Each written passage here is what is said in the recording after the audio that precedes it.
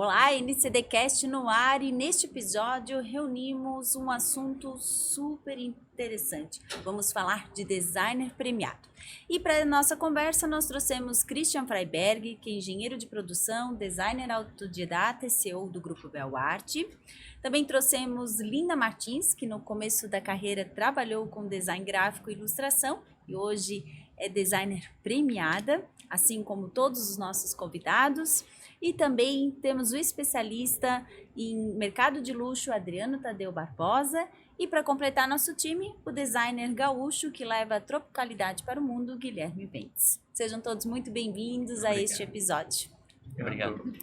Bom, e a gente começa a nossa conversa sobre o modo de consumo. Vocês acham que ele está mais consciente? De que forma isso impacta o processo criativo de vocês? Eu acho que com a pandemia, principalmente, mudou muito a forma de olhar para casa, né? E esse mercado de mobiliário, enfim, tudo que relacionado à casa mudou muito nos últimos 3 anos. Na verdade, não mudou, mas acelerou algumas coisas que já eram tendência, vamos chamar assim, que está todo mundo prevendo, né? Que esse cuidado com a casa, um olhar diferente para os produtos de casa, ainda não é ainda não é tão comum, talvez quando gostaríamos, mas percebe-se um crescimento do consumo do design assinado também e esse consumo com propósito. Ainda, eu acho que menos claro, né, se isso é vinculado a um consumo consciente de fato ou se é mais disposição a gastar com isso, né? Se esse consumo consciente vai reverberar em eu estou comprando para ter mais tempo e eu vou ficar mais tempo com essa peça, ou na verdade é um consumo mais impulsivo, um pouco maquiado de consciência, ainda não dá para saber, né? Mas eu acho que diferente tá. Linda, você acha que está muito diferente? Eu acho que, como o Guilherme falou, principalmente no momento pós-pandêmico, a gente mudou muito a forma como a gente consome, a forma como eu olho para o produto, a forma como eu consumo, desde imobiliário até, entre outras coisas, né? A gente está muito mais preocupado com o planeta. Eu acredito dessa maneira, assim. A gente tem olhado muito mais para como isso tem sido feito, né, para as iniciativas de ESG, de como as pessoas têm sido cuidadas, de se o valor econômico vai se sustentar e se principalmente esse produto é um produto que se preocupa, né, com o meio ambiente e com iniciativas e abordagens sustentáveis. Acho que sim, acho que existe é um movimento, né, que vem acontecendo, principalmente por conta das grandes organizações também se moverem nesse sentido de se preocupar com essa preservação, com esse cuidado, né? A ONU emitiu um comunicado essa semana que a gente passou do aquecimento global e agora passamos para o ponto de ebulição da Terra. Então, se nada for feito, realmente, né, não teremos um futuro aí. Isso, para mim, é uma premissa. Acho que é o principal ponto onde a gente tem olhado, onde a gente tem assim, se movimentado em favor dessa visão. Isso, para mim, eu acho que foi o que mais mudou. As pessoas têm realmente se preocupado em como isso é feito, em que produto tá consumindo, se vai durar, se não vai, se preserva o meio ambiente, se não preserva. Eu acho que é isso aí. Christian, você que está na indústria, né? Como é esse olhar além do design no traço e também depois na indústria, no consumo consciente? Eu acredito que cada vez mais o consumidor ele está com um olhar para a sustentabilidade, né? Então a internet ela ajuda muito isso porque ela traz uma proximidade, né, com as marcas, com o produto, com o designer, né? E quem realmente só fala e não faz, daqui a pouco a máscara ela cai muito fácil. Então, eu acho que como indústria a gente está cada vez mais preocupado, além da sustentabilidade de materiais, né? No controle do desperdício, mas como também no âmbito social, né, e econômico também, a gente traz muito forte a sustentabilidade. Por exemplo, todo o nosso parque fabril hoje ele é autossuficiente em energia elétrica. Toda a geração de energia é através da usina fotovoltaica.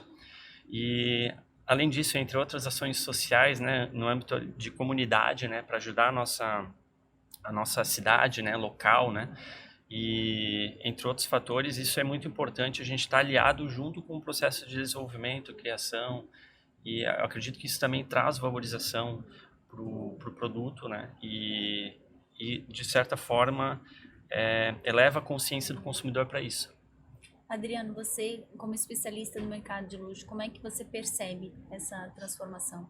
A gente vê muito o tradicional hoje conversar com o que é novo, e vindo muito das novas gerações. E essa nova geração é questionadora. Então ela traz para a gente questionamentos, principalmente agora não saber essa informação da ONU, que a gente começa a se balançar. O que acontece é que a nossa consciência talvez esteja sabendo dessas coisas todas que estão acontecendo em relação à sustentabilidade, aquecimento global. A gente até sabe de alguns produtos que são mais sustentáveis que outros, mas a gente ainda não está agindo. E a gente tem que acelerar, a gente tem que correr, a gente tem que ir contra o tempo, literalmente. E eu vejo muito nesses exercícios entre as marcas isso acontecendo. Não na velocidade como a gente precisa, mas sim no exercício que já acontece. O que talvez falte para a gente é deixar a preguiça de lado, de deixar de falar e falar toda hora. A gente precisa falar sobre isso para a gente poder se conscientizar ainda mais e agir. O que a gente precisa agora é de ação, definitivamente. Não importa se é pequenininha, se a gente vai no mercado com uma sacola retornável, ou se realmente agir desenvolver um produto que a gente está olhando daqui a 20 anos, quando ele volta para o mercado, numa economia circular. É a união de tudo isso. Em sustentabilidade, a gente fala em ação local para resultado global. Olha aí, Então, fundamental. toda ação importa. E aí, a partir destes conceitos, como se manter relevante, até mesmo trazer esse traço autoral para o dia a dia? Como é que vocês enxergam essa transição e como vocês fazem para se manterem relevantes? Eu acho que o design autoral, por si só, ele faz parte de um mercado ou uma forma de consumir onde a pessoa já vai consumir com algum propósito. Acho que a Linda falou isso mais cedo, né? Eu acho que o primeiro passo da sustentabilidade para o nosso mercado, né, que é diferente, são mercados muito diferentes a forma que a gente consome, sei lá, de alimentação, mas no caso imobiliário é escolher coisas certas, a tendência é que elas durem mais tempo, então vou precisar consumir menos coisas, não vou ter que substituir, não vou jogar fora, não vou descartar, posso passar para a próxima geração. Isso é o primeiro passo que nós podemos fazer, né? E aí o design autoral faz parte disso porque ele tenta dar sentido, ou pelo menos encontrar do outro lado pessoas que vejam sentido naquilo e vão consumir e não vão descartar com facilidade.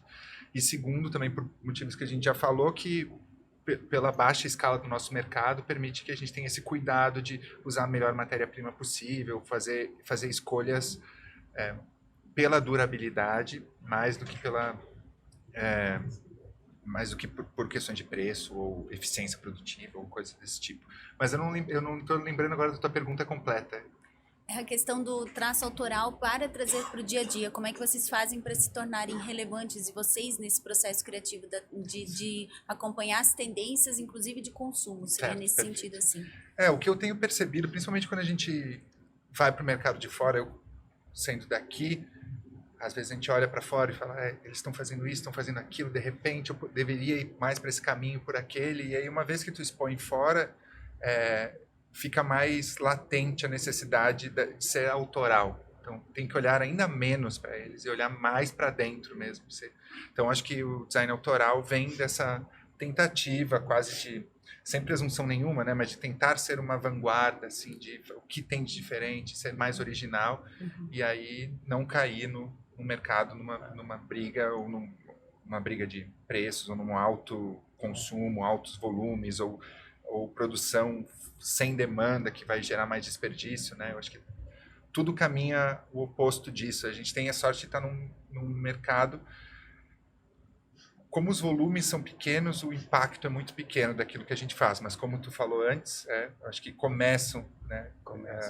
As indústrias maiores também olham para os designers independentes para ver o que eles estão fazendo e se inspira. Então, o compromisso é tanto quanto, talvez até maior, mas o impacto de curto prazo, né, naquilo que a gente faz, o maior consumo de madeira, por exemplo, da construção civil, produção de papel e outras coisas. Eu posso estar falando alguma besteira porque eu não tenho os dados aqui, mas em termos gerais é isso.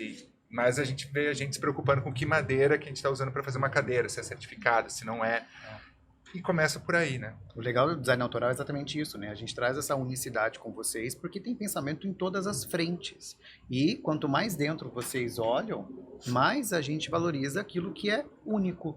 Que o mercado de luxo fala exatamente disso, né? Qual é a unicidade? Qual é a luz daquela não só da função, mas daquele objeto ou daquele momento, daquela vivência, né? E realmente o design autoral hoje, olhando para o feito à mão, para o pensado em 360, inspira os grandes processos. É aí que está essa consciência interessante. Uma coisa que como o Guilherme comentou, né, não é essa questão não é apenas observar o produto final lá na ponta, né, eu acho que isso acaba às vezes até poluindo um pouco o nosso olhar, mas é também buscar e observar outros segmentos de mercado. Eu acho que isso também é importante, né, analisar quais materiais a indústria náutica está utilizando, a indústria calçadista, aeronáutica, construção civil, e tentar, de certa forma, trazer isso para o nosso mercado, para o nosso segmento de imóveis. Acho que isso a gente acaba fazendo um compilado de informações, né, e puxando o que é de melhor desses segmentos, e isso traz uma inovação, uma autenticidade, né, na nossa criação. Essa pergunta sobre traço, né? Eu acho que a gente consegue manter a nossa autenticidade quando a gente respeita a nossa individualidade, né? O Guilherme também falou sobre originalidades. Eu acho isso tão importante quando a gente consegue encontrar um caminho, porque cada pessoa tem uma história, tem um traço e tudo mais. Então, quando você respeita a sua individualidade, você não compara mais ao trabalho do outro e tudo mais, você consegue encontrar essa sua autenticidade, sabe? Isso é tão importante, principalmente no nosso meio, que é um meio onde hoje em dia as formas estão aí, né? Já existem os estilos bem pré-definidos e tudo mais, então a gente bebe das mesmas fontes, a gente sabe sobre as mesmas tendências, então quando você tem realmente um traço muito bem definido e um caminho já pré-determinado e você vai fazendo aquilo com muita verdade, eu acredito que aí sim você encontra esse traço que você sabe assim que você está falando, que te dá relevância, porque quando um trabalho desenvolvido com muita verdade, com todo esse embasamento que eles falaram aqui, com tudo isso pensando em toda a materialidade e tudo mais. O Guilherme faz isso muito bem, porque ele estava falando ali, ele falou sobre sustentabilidade com muita timidez, mas ele estava falando da cadeira dele, que o tecido é desenvolvido, ele desenvolve desde o tecido feito com material de garrafa PET. Gente, isso é incrível, né? Isso precisa ser falado, essa história, é por isso que eu falo sobre contar histórias, porque é óbvio que a plástica, né, o visual, a estética é muito importante, a funcionalidade é atrativa já, a funcionalidade é muito importante da cadeira, o conforto, etc. Mas um material que vai resgatar o plástico, né, vai ressignificar o plástico, que vai ficar no meio ambiente. Hoje, para os ambientalistas, o maior inimigo é o plástico, né? Porque ele não se decompõe. A gente vai estar em outro plano e o plástico vai estar aqui ainda. Então, encontrar soluções para o plástico, né? E hoje a gente tem batido muito nessa tecla de encontrar soluções para os resíduos sólidos. Vai ter muita coisa nesse sentido agora, tanto no Brasil quanto fora, porque a gente precisa encontrar a solução para o lixo, né? E aí, quando você começa a encontrar para ressignificar ele, desenvolver um produto completamente novo, é um processo caro também que precisa ser falado. Eu falo que sustentabilidade não é barata, ela é muito cara. Então, isso tudo vai agregando custo, até para o designer, para a fábrica, para todo mundo, né? Vai se agregando ali e um DNA também. A gente desenvolve todo esse processo de desenvolver produto, você vai selando, né, chancelando aquele DNA ali e tem aí o traço, a originalidade, a autenticidade formada.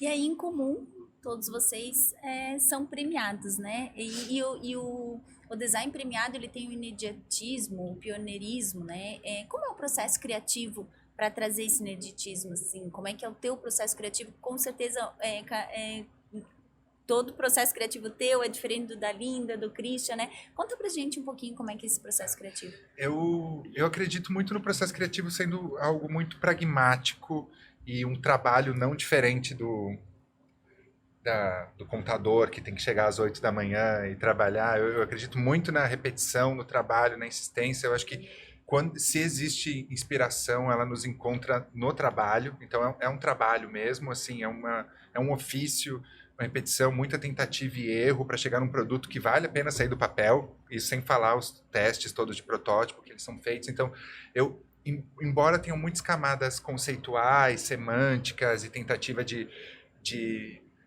responder muitas questões filosóficas no produto, eu vejo o processo como sendo muito racional e pragmático. Então, o que eu tenho são pilares: a simplicidade, a casualidade, a sustentabilidade, preocupações, assim, e aí sinto alguma necessidade na coleção. Eu poderia fazer uma poltrona para esse específico uso.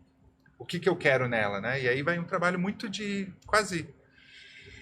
muito pragmático, assim, de listar quais são os benefícios que eu quero nela, e aí depois buscar inspirações, tentar resolver a forma. Então, tem camadas mais artísticas que vêm depois, mas enfim, trocando até com amigos artistas, assim, que também acreditam nesse processo maçante, ele é muito mais transpiração que inspiração. Olha só, e geralmente a impressão é aquele momento, parei, veio, né? Linda, e o seu processo? Eu acho que a gente tem vários processos que a gente trabalha, né? Cada um de um jeito, cada produto acontece de uma maneira diferente. Existe esse caminho onde a gente vai fazendo, né, essa maneira semântica, onde a gente vai colhendo informações e compondo imagens e tudo mais. Existe também quando a gente trabalha para uma marca, onde a gente desenvolve e a gente já tem esse caminho meio andado, porque eles já falam o que querem e tudo mais. Mas eu também falo que todo produto ele tem uma identidade muito formada, porque ele já tem, ele já vem do mesmo lugar, né? Então eu já tenho isso muito formado dentro de mim, assim.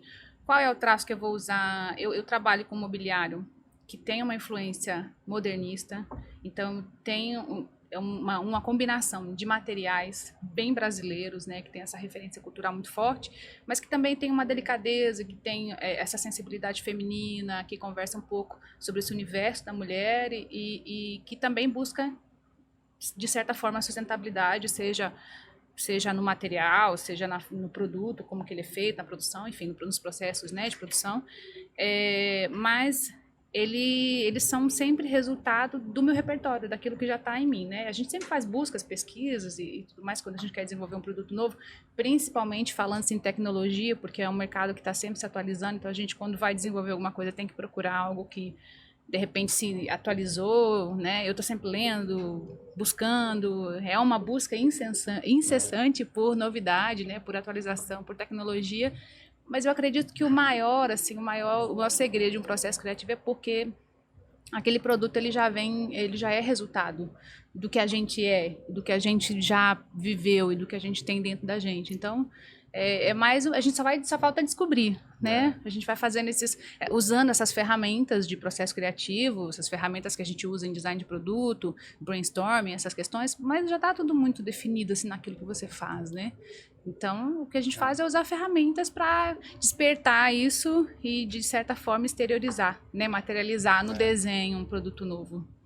E as pessoas às vezes esperam que a gente responda isso, que a ideia veio naquele momento, né? Naquele segundo, mas realmente não é isso, né?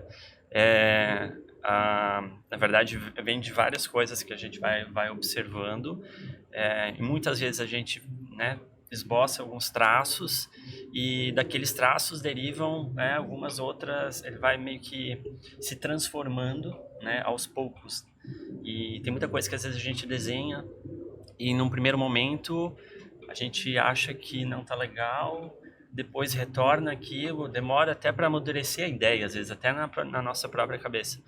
Então acho que não é muito poético assim dizer que a ideia, né, desce do céu e, né, não, é uma transformação que vai acontecendo aos poucos. E quando a gente fala de materiais novos, também é muita tentativa e erro, como o Guilherme comentou, testes e mais testes, para realmente ter o casamento perfeito, né, do material com o desenho da peça. Então, basicamente, é isso.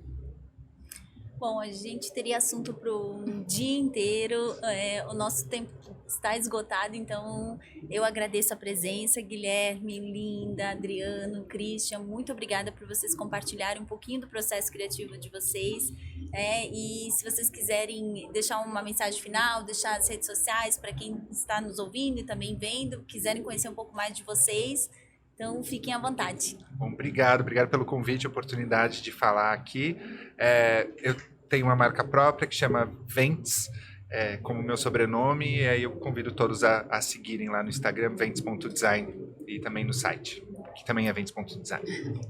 Obrigada também, eu agradeço por estar aqui, né, pela primeira vez no Summit. E o meu Instagram profissional é Linda Martins Design. Também convido vocês a me seguirem lá e conhecerem meu trabalho. Um agradecimento também seguido, obrigado por essa oportunidade. E Adriano Tadeu Barbosa, minhas redes sociais. E aí, uma mensagem, sejam curiosos, que é o recadinho aqui que o mercado de luxo também traz pra gente. Bom, é um prazer também estar aqui nesse podcast, né, do NCD. Para quem quiser me seguir, é Christian Freiberger, Christian com Y, Freiberger. E também pode seguir as nossas marcas na rede social, também a Belart, e temos a Quorum. Então, @Quorum, Home Design e Belart, oficial. Mais uma vez, obrigada a todos. E assim termina mais um episódio do NCDcast. Até o próximo!